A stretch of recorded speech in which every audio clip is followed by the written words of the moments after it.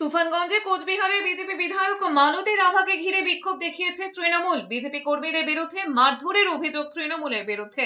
সোমবার তুফানগঞ্জে দলীয় অফিসে আসতে মালতী রাভা রায়কে ঘিরে বিক্ষোভ দেখায় তৃণমূল। বিধায়ককে এলাকায় দেখা যায় না, অভিযোগ বিক্ষোভকারীদের। বিজেপির এই কর্মসূচিতে উপস্থিত ছিলেন তুফানগঞ্জের বিধায়ক মালতী রাভা। অভিযোগ, কর্মসূচি চলাকালীন তাকে ঘিরে বিক্ষোভ দেখাতে শুরু করেন তৃণমূল কংগ্রেসের কর্মী সমর্থকেরা। এই সময় বিজেপির 3 জন কর্মীকে মারধরের অভিযোগ উঠেছে তৃণমূল সমর্থকদের বিরুদ্ধে। আহতদের স্থানীয় হাসপাতালে ভর্তি করা হয়েছে। ঘটনার খবর পেয়ে দ্রুত ঘটনাস্থলে পৌঁছয় তুফানগঞ্জ থানার বিশাল পুলিশ বাহিনী। ঘটনাস্থলে জমায়েত করা উভয় পক্ষকে ছত্রভঙ্গ করে পুলিশ।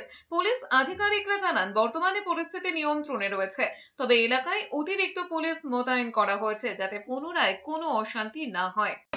চুরি করতে করতে বাংলাটাকে শেষ করে দিয়েছে এরা। এদের গন্ডারের চামড়া, গরু, বালি, পাথর, চাকরি, পায়খানা সবই চুরি করে শেষ করে দিয়েছে বাংলাটাকে।